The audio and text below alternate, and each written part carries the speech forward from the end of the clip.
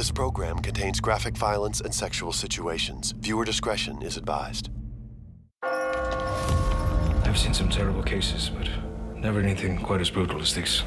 In the annals of serial murder, he is Chapter 1. We're talking about the most notorious serial killer of all time. Do you know what the newspapers are calling him now? Jack the Ripper. During a span of 10 weeks in the autumn of 1888, an unstoppable human butcher roams the streets of London's East End, slaughtering and mutilating unsuspecting young women within a single square-mile area. Jack the Ripper didn't want to just kill women. He wanted to obliterate them. To silence a victim so quickly, it takes a man of great strength. With each frightful murder, the victims are increasingly brutalized until, toward the end of his bloody spree, little remains of what were once human beings. Day after day, gruesome, graphic stories.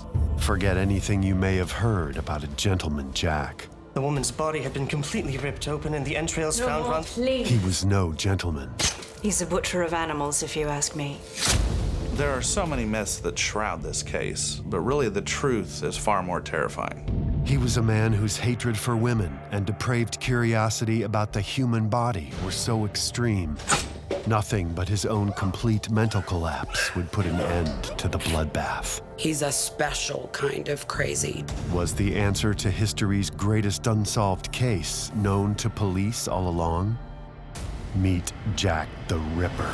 You frightened me. A shadowy loner otherwise forgotten to history, until murder made him famous.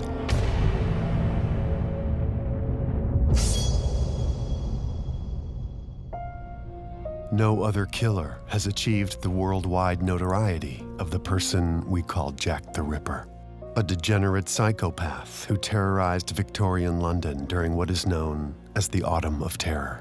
If you want to get down to it, Jack the Ripper was the prototype of the modern supervillain. You don't have the Joker if you don't have Jack the Ripper. Theories about the Ripper's identity range from the plausible to the absurd. My personal favorite is the one that is the belief around it being Prince Albert. Sort of anything that would have a royal angle would make it feel more interesting. It seems that anyone who was alive at the time, whether they were in London or not, has been accused of being Jack the Ripper, from Van Gogh to Queen Victoria to the Elephant Man. There's nothing viable about any of these, and we've got the Jack the Ripper writing diaries, writing autobiographies. Seems like everyone wants their uncle or great-grandparent to have been Jack the Ripper, and they write books about it. Before we can make a compelling case for a suspect, we must first understand the context of the Ripper's crimes. 5 murders are officially ascribed to Jack the Ripper, though some assert that number is as high as 11. His victims, aging in range from 25 to 47, were easy prey, those referred to by the local population as unfortunates, women who had turned to prostitution to stay alive in what was one of the most bleak and poverty-stricken pockets of the civilized world. If we were to right now time travel to the East End of London, the first thing that would hit us would be the smell. The second thing that we would encounter would be people without any hope left. You know, you sink down and down and down, and then rock bottom is Whitechapel. And that's where Jack the Ripper went hunting. Whitechapel, a tiny district in London's East End named after a chapel that stood near its center, was home to squalid lodging houses, sweatshops, crowded pubs and music halls, narrow cobblestone streets, and dark labyrinthine alleyways. Prostitution was legal and rampant, often because it was the only way to afford food or a bed for the night. Alcohol helped make existence bearable in what for many was a daily battle for survival. As much crime as there was in Whitechapel at the time, murder was relatively uncommon. That is, until the Autumn of Terror. Friday, August 31st, 1888. At approximately 3:45 a.m., Police Constable John Neal walks his beat along Buck's Row, a dark, narrow thoroughfare. As he approaches a gate to a stable, he stops and glances at what looks like a tarp bunched on the ground. When he steps closer, he realizes it's the body of a woman. The body is still warm, and her eyes are wide open. An examination of the victim is performed by Dr. Reese Ralph Llewellyn and attended by Metropolitan Police Inspector John Spratling. I've seen some terrible cases, but never anything quite as brutal as this. You say no one heard this poor woman screaming? No one. Could she have been murdered elsewhere and then her body moved to Bucks Row? Not without some sort of blood trail leading to the body, and we didn't find anything like that.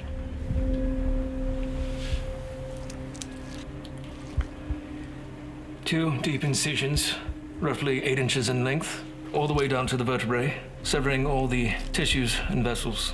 A long-bladed knife, moderately sharp.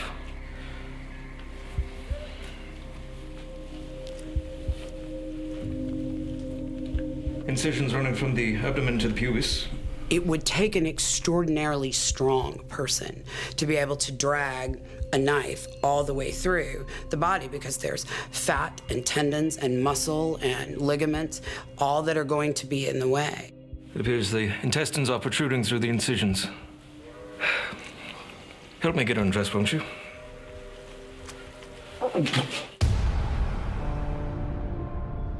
The victim is identified as 43-year-old Mary Ann Nichols, better known by her nickname, Polly. Like most victims, no verifiable photograph of Polly exists in life. Polly Nichols had 5 children, and she just floated down the spectrum of vice and ended up in the East End, an alcoholic. On the night of her death, she went out drunk on Whitechapel Road. Some people who knew her were stopped by her, and she asked for money, and they didn't have it. And then the next person she spoke to would have been Jack the Ripper. Though Polly Nichols is murdered in Bucks Row, her death certificate lists a lodging house on Dorset Street as her address. Also living in that lodging house is a prostitute named Annie Chapman. And across the street at 13 Miller's Court lives a young Irish prostitute named Mary Jane Kelly. There's every reason to believe that some or even many of Jack the Ripper's victims knew each other. It's known that Mary Kelly and Annie Chapman would both drink at the 10 Bells pub. Who would do such a thing? God knows. I'm so afraid. Why don't you? I can handle myself on the streets. If anyone tries to knife me, I'll knee him right in the trinkets. Annie Chapman had actually come from pretty good stock. She lived on the West End, had married, had a good life until alcoholism led to the dissolution of her marriage, and she drifted off to the East End. She received sporadic maintenance payments, alimony from her husband, but then he died in 1886, and she was on her own. And it would have probably been around this time that she became a part-time prostitute to make ends meet. On the day she was killed, Annie Chapman complained to a friend that she was feeling ill. That's not surprising, considering that she was suffering from tuberculosis and perhaps syphilis as well. On the final night of her life, she didn't have the money for her DOS, which was her rent for the night.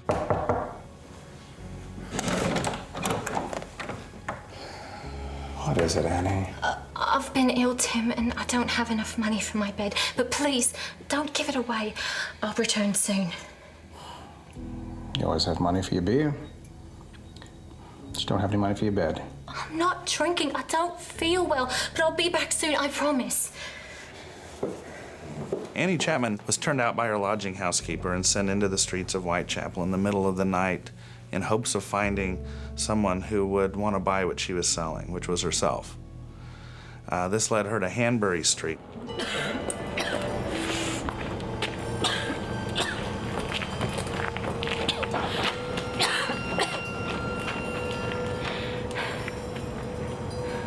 Are you all right?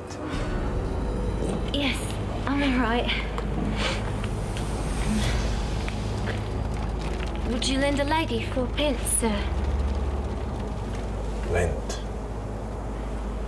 Well, I'll give you the business if you like. In the back. Will you go in the back? A witness passing by, Elizabeth Long, hears the following words exchanged between Annie and her companion. Will you? Yes. Annie led Jack into the backyard, so it stands to reason that her killer had gained her trust.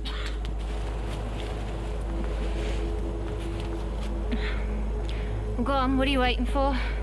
Author Tom Westcott introduces a new theory on the Ripper's MO in his book, Ripper Confidential, that might explain a long-standing mystery. Her hands were clenched, but her rings were missing that were on her hand.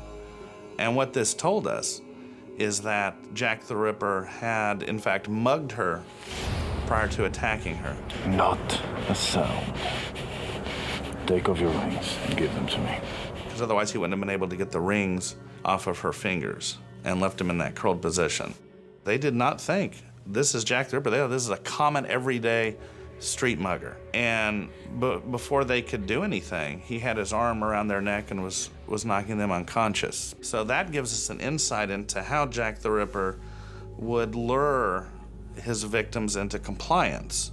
He would do so by pulling a knife out and saying, this is a robbery. Give me what you have, I won't hurt you. This got them to put their hands in their pockets, allowed him to maneuver into position. When he was killing Annie Chapman, when he was butchering her, he had 17 windows staring down on him from a packed lodging house. Anybody could have looked out their window and seen him, and he was able to leave unimpeded.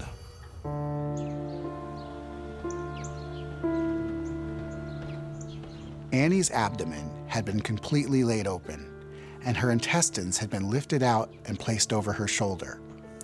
Her uterus, her vagina, and most of her bladder had been cut out, and they were missing. He did things deliberately with parts of their bodies, putting their intestines on their shoulder, for example, to make sure that the person that found them had the most intense emotional experience from the discovery. Whitechapel goes into a panic. Authorities had no idea that the killer was just warming up. September 8th, 1888. Whitechapel prostitute Annie Chapman is murdered behind a lodging house. Near her body is discovered a leather apron. Though it belonged to one of the residents, it would fan flames of anti-Semitism in Whitechapel. Following the murder of Polly Nichols, the police interviewed her lodging house mates at 18 Thrall Street, and these women described a character that they referred to as Leather Apron, and he would have been Jewish. He was a cobbler, so he worked on shoes or made shoes. And he would wear a leather apron and prowl the streets, harassing women, basically. And so this became a media sensation. Before the name Jack the Ripper was heard, there was the name Leather Apron. John Pizer is the man who his name is most associated with Leather Apron. There's quite a bit of doubt whether he actually ever was known as Leather Apron. He certainly wasn't the man prowling Thrall Street, assaulting women. He was a sickly man, but he was named by the police as Leather Apron, paraded before the press, and then eventually cleared of any wrongdoing. The fact that the newspapers played up on the image of Jack the Ripper as some kind of snarling Jew prowling the streets, hunchbacked with a leather apron, may have, in fact, led to the death of some of these women by virtue of the fact that this is who they were looking out for. Jack was the first case where media had this level of involvement. It is the beginning of news inspiring fear. Another murder. Mary Kelly's live-in boyfriend, Joseph Barnett, often reads newspaper accounts to Mary. The woman's body had been completely ripped open and the entrails No found more, around please. This is the fate of the unfortunates, Mary. One of the things that the newspapers did was go into great detail and exaggerated detail about the circumstances of the crimes and the mutilations of the victims. It can create fear in a population. But newspapers receive the greatest gift of all when a mysterious letter arrives at the Central News Agency of London. In what is now referred to as the Dear Boss letter, the author, claiming to be the killer, signs his name Jack the Ripper. The Dear Boss letters, a lot of people think that those were written by journalists. The reporters made up this story.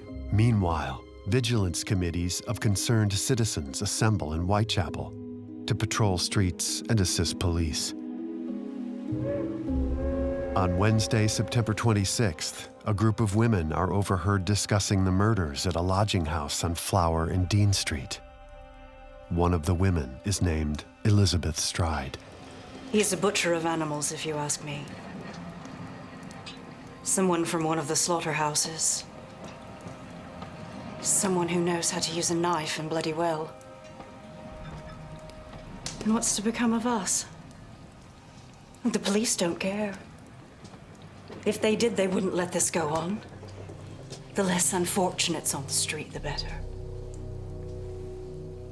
We're all up to no good, you know.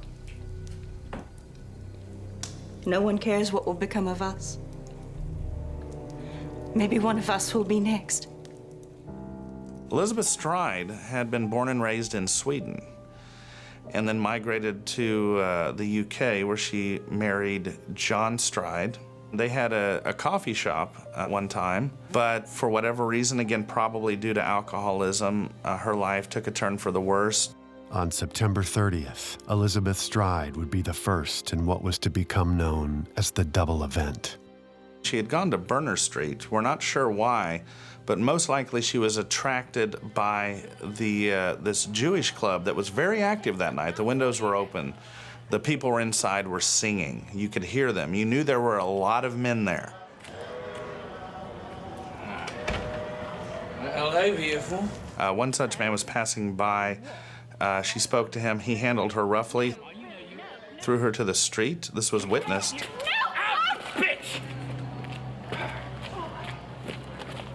And yet another man came around the corner smoking a pipe. One of these two men is probably Jack the Ripper. Now, what's interesting is ripperologists assume that the first man, the man who had pulled Liz Stride, and it was Liz Stride, pulled her out and threw her down, that this would have been her likely killer, and understandably so. But there was another witness by the name of James Brown who came out and saw Liz Stride alive, standing talking to a man who more closely resembles the pipe-smoking man. He was speaking with her. James Brown heard her say the words, "Not tonight, some other night."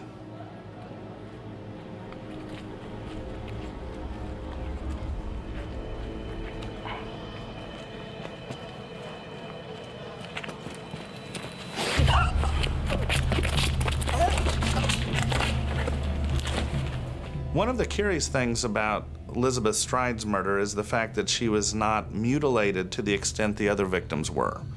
That's to say, she was rendered unconscious, laid down, and her throat was cut one time.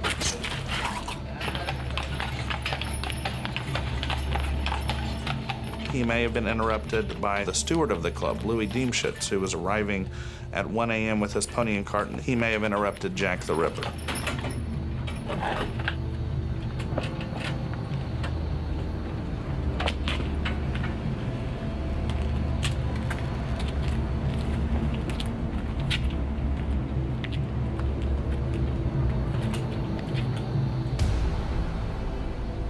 This murder illustrates just how brazen Jack the Ripper was. He literally killed Liz Stride just feet away from a large group of men.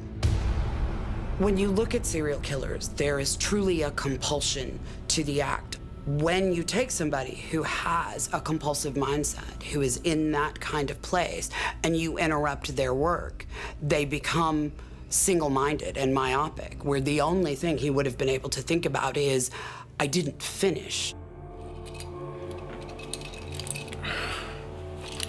At the moment that Elizabeth Stride was being murdered in Dutfield's yard, Catherine Eddowes was being released from a drunk cell at the Bishopsgate Police Station. Sign this. What time is it?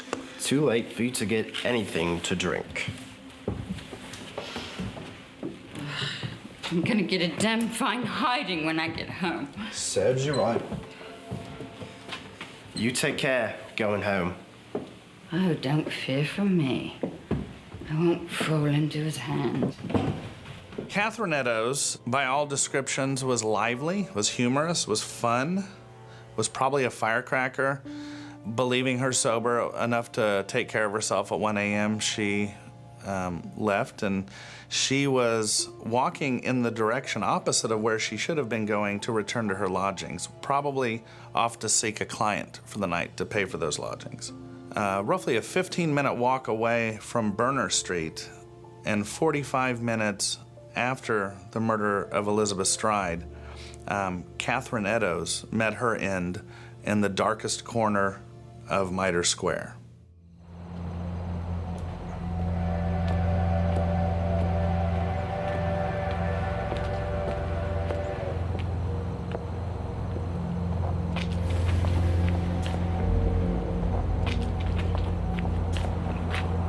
I could scream for a constable, you know. There's no need. Is there something I can do for you then? I should think so.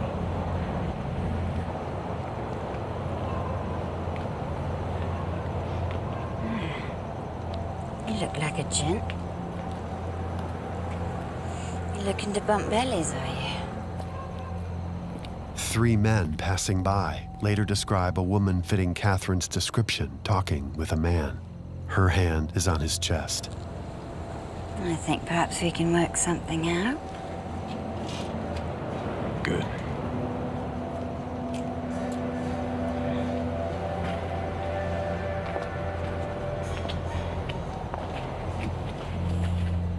Having been chased away from his last victim, Jack has special plans for Catherine Eddowes. Am I worth a shilling? And he's about to leave a clue. You're worth nothing.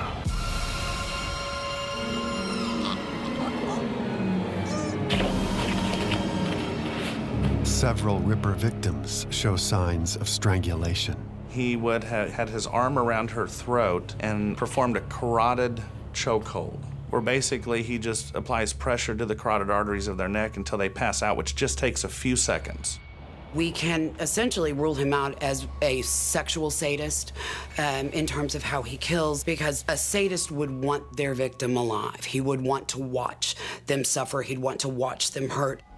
With him, the goal was about the damage being done to the body after the fact and the impact that damage will have on the people that find the body.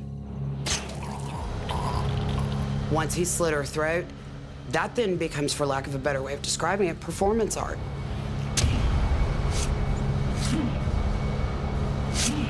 All of the ripping was done post-mortem. That he is doing either for himself or for whoever or whomever finds the body.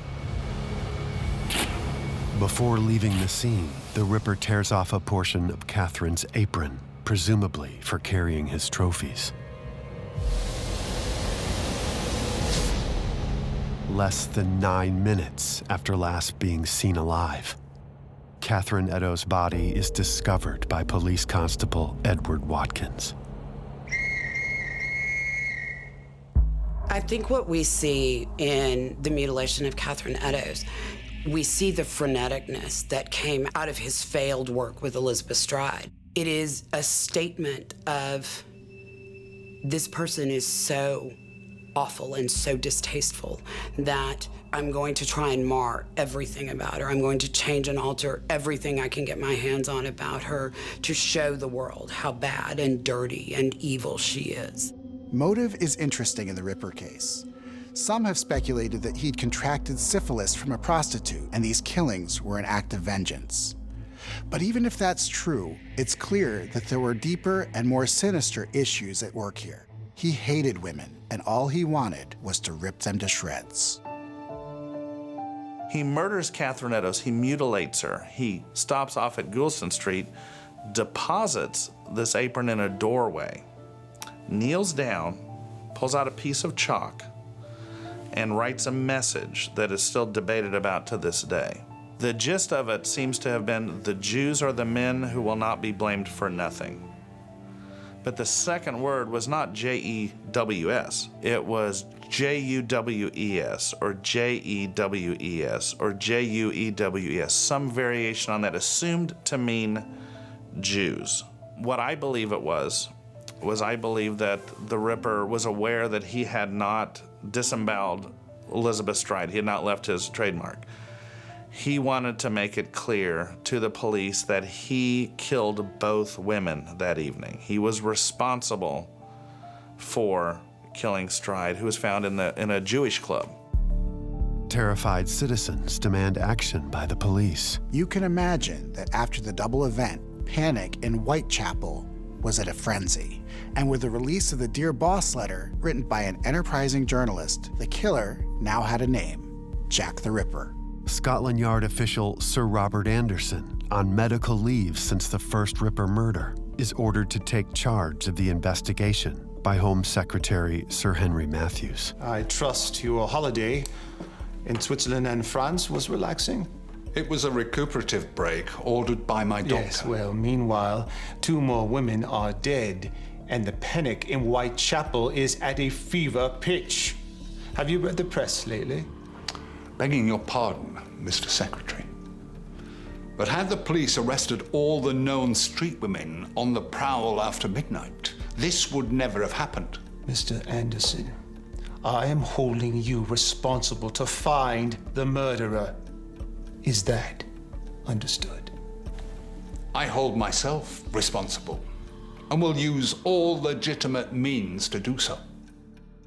Roughly 2 weeks following the double event murders of Liz Stride and Catherine Eddowes, a gentleman by the name of George Lusk, who was the chairman of a vigilance committee of citizens out hunting the Ripper, received a package in the mail. It was a very small package.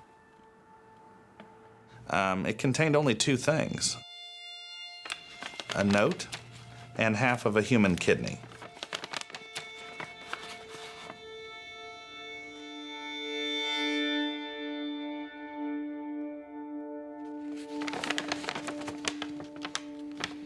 From hell. Mr. Lusk. Sir, I sent you half the kidney I took from one woman and preserved it for you. The other piece I fried and ate. It was very nice. I may send you the bloody knife that took it out, if you only wait a while longer. Signed, catch me if you can, Mr. Lusk. Interestingly, it's not signed Jack the Ripper, and the poor grammar seems to indicate that the writer is foreign and spelling out English words phonetically. If Jack the Ripper wrote the From Hell letter, what does it say that it's signed from hell? It says that's precisely where he was in the autumn of 1888. In his mind, he was in hell. 2 weeks after the From Hell letter is received, Mary Jane Kelly and live-in boyfriend Joseph Barnett have an argument about Mary sharing their dwelling with other prostitutes. Kara, she's not allowed back here. You keep her out. I won't. You will. I won't. Not with a maniac on the loose. It's not safe. Let's see how safe it is when I'm gone. Oh yeah? Where are you going? To Bishopsgate. You can take in as many prostitutes as you'd like. Well, go. Leave. He didn't like her hanging out with women who were prostitutes. He didn't want her associated with that. And the fight where he stormed out and left was over her trying to bring these women into the room. Mary Jane Kelly was younger than most of the other victims, around the age of 25. Her true identity in the historical record has yet to be found. Mary Jane Kelly, many believe, was not her real name. She was Irish. She was attractive by all accounts, long hair, always kept her aprons clean. She had not fallen quite so far as the others yet due to her youth, so she was able to command more money and afford her own room. She did not have to live in the lodging houses. She would often be seen at the 10 Bells pub.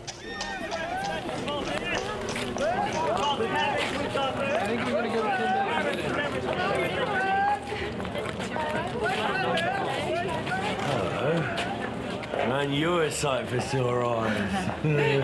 Oh, you're a proper bit of frock, you are. You want to take a turn? For what payment? Oh, I don't know. Let's see how much you're worth.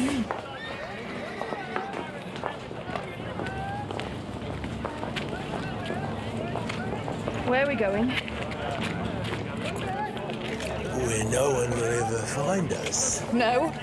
No. No. Are you a whore or what? Go in and starve then. See if I care. More than 3 weeks had passed since the double event. Was the nightmare over? Had the Ripper finally gotten his fill? In the early evening hours of November 8th, Mary Kelly is in her rented room with a 20-year-old neighbor named Lizzie Albrook. Do you know what the newspapers are calling him now?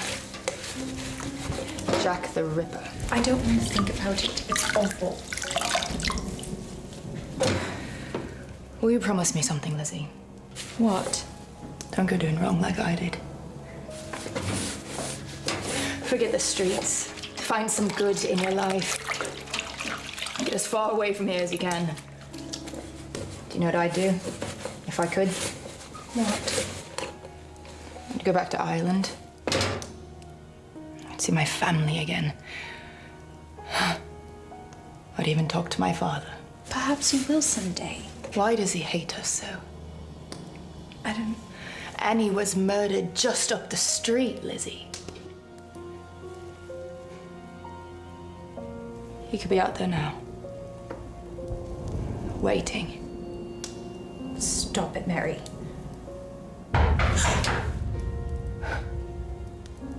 Don't answer it.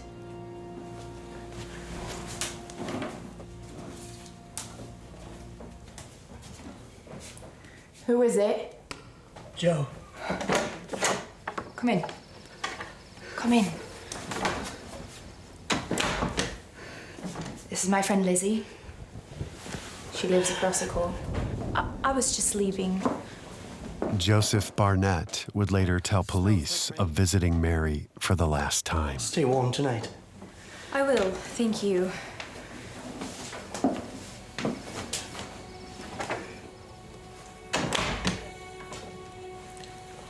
Have you eaten today? No. Why? Are you going to buy me dinner? You know, I haven't had any work. Yes. You going out tonight? I don't want you going out tonight, Mary. It's... Rent is due tomorrow. Mr. Boy's come by. I have nothing to give him. You're not a whore anymore. No? What would you call me then? What happened to the woman I knew?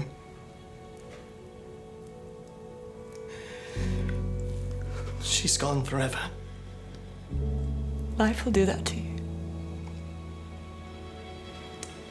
I came to see how you were. I've done so.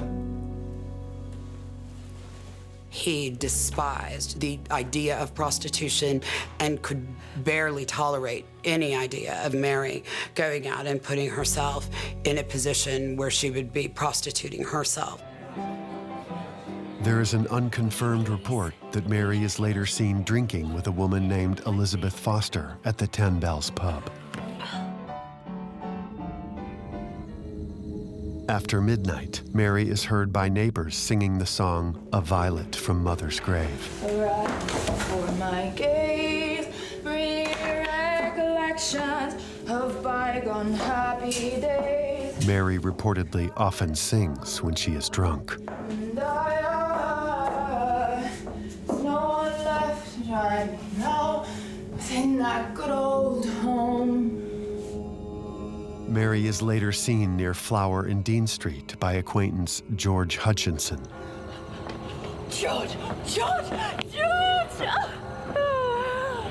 George, would you lend me a sixpence? I haven't got it, Mary. I've spent all the money going down to Romford. I need to make some money. You be careful now.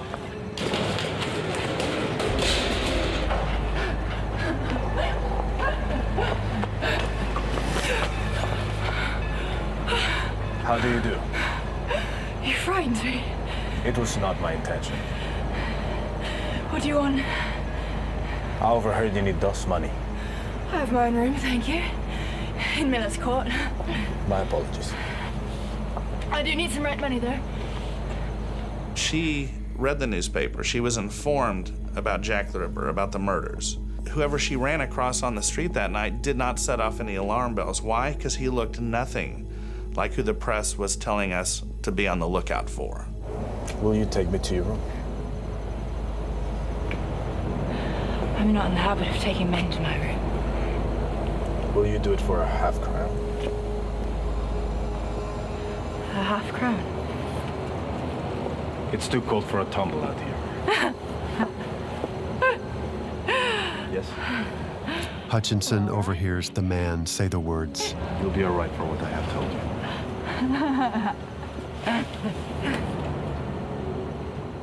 Hutchinson claims he follows the pair back to Mary's residence at 13 Miller's Court, where he hears Mary utter, Come along, dear.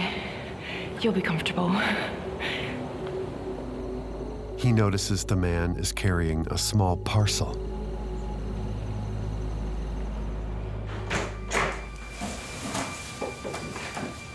Will you be paying me first, then?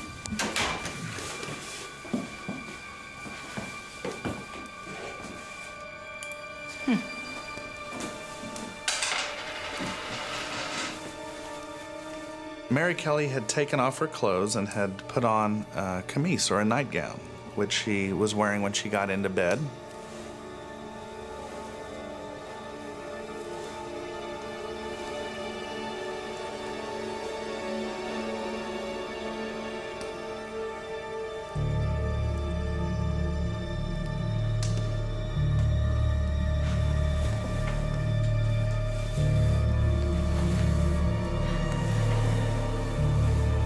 Well, aren't you gonna get undressed? The killer would have been nude and got in beside her. She got in first. She was nearest the wall.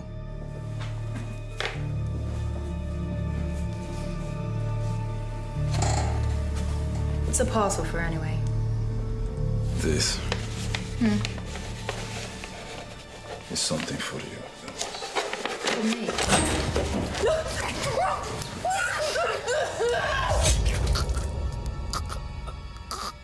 The killer cut her throat, spraying the wall in front of her with blood. She was absolutely alive and probably conscious when this happened.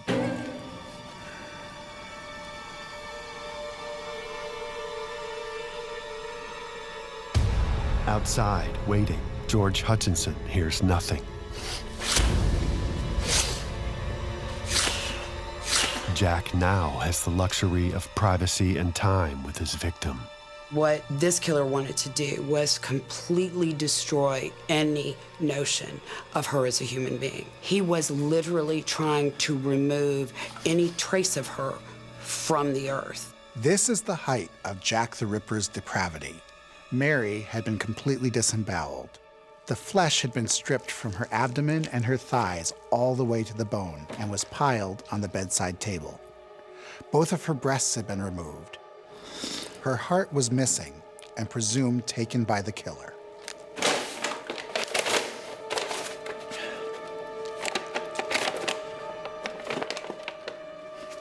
Her nose had been completely cut off, and her face was hacked beyond recognition.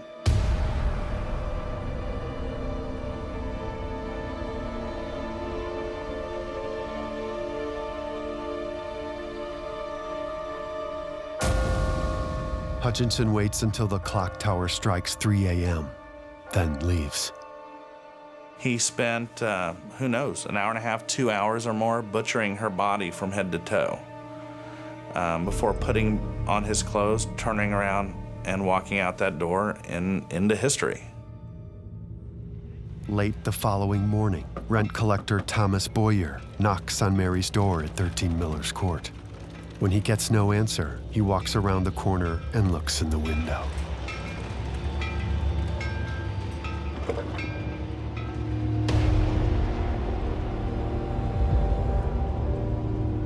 Upon seeing the body, Mary's landlord remarked that it looked more like the work of a devil than of a man.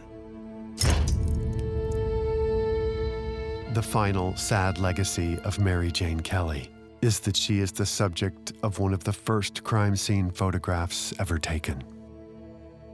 Dear Lord Salisbury, this new and most ghastly murder shows the absolute necessity for some very decided action. Even Queen Victoria herself is outraged at the inability of Scotland Yard to find and stop Jack the Ripper. But inexplicably, the crimes of Jack the Ripper stop with Mary Jane Kelly. Why did the Ripper murders stop with Mary Kelly? No one really knows. Famed FBI profiler John Douglas characterizes her killer and mutilator as a man who was at the end of his emotional rope. It's a man who did not know where to go to from there. But he went somewhere. He walked out of that room into the night, and he went somewhere. Where? We don't know. While it's likely that Mary Kelly was the Ripper's last victim, Polly Nichols may not have been his first victim. It's possible that Polly Nichols was not Jack the Ripper's first victim that evening. Just around the corner from where her body was found, it was discovered a bloody handprint and other blood droplets on the street. It wasn't Polly Nichols. Her hands were clean of blood. Neighbors on that street heard a woman screaming the word murder while she ran from yard to yard, hitting houses. They didn't find the woman. And so it occurred to me to look into the London Hospital archives. And in there I found the name of a woman named Margaret Eddowes, who was admitted the next day with a wound to her arm, deep, hitting the artery, going along her arm, just like you would expect to find if someone had put up their arm in defense of a knife attack. Now, I don't know that this woman was a Jack the Ripper victim, but I do know that later newspaper reports talk about a surviving victim, and I discuss those in my book. If we don't believe in coincidences, and then it occurred to me there may have been, the one that got away. Which leads us to the greatest question in the history of crime. Who was Jack the Ripper? If we travel back in time, we get a tantalizing clue from the man who headed up the investigation, Sir Robert Anderson. In his memoir, he claims police knew the Ripper's name, but he declined to share it. Oh no, we got him. We caught the Ripper. We just can't name him. And he was just outside the reach of the law. We couldn't prosecute him because we didn't have the proof, but we knew who he was. Now here's the interesting part. A close friend of Anderson's was Chief Inspector Donald Swanson. In 1987, a copy of Anderson's memoir was released to the public with notes from Swanson written in the margins. Those notes gave the name of the suspect, Kosminski. Aaron Kosminski, a Polish immigrant who had worked as a barber, was picked up on the street by police after being found incoherent. Kosminski reportedly heard voices, a telltale sign of schizophrenia. He was admitted to the Colney Hatch Lunatic Asylum in 1891 and remained in custody until he died in 1919. Swanson goes on to describe one of the witnesses in relation to the Ripper murders looking at Kosminski, being taken to view him, and hesitating to name him as the Ripper, but then conceding that he was. Aaron Kosminski lived at 3 Scion Square in Whitechapel, practically dead center of all 5 murders. Evidence suggests he was raised in an environment of sexual violence, and police at the time describe him as a man with a great hatred of women and strong homicidal tendencies. Aaron Kosminski is a highly desirable suspect from the standpoint of the inspectors and of Scotland Yard. While disputed by many experts, DNA evidence in 2014 tenuously linked Kosminski to a shawl reportedly owned by Catherine Eddowes. Will we ever truly know who Jack the Ripper was? Probably not. But Aaron Kosminski is certainly an intriguing possibility. Will Jack the Ripper ever be positively identified? I'm inclined to say not to the satisfaction of everyone.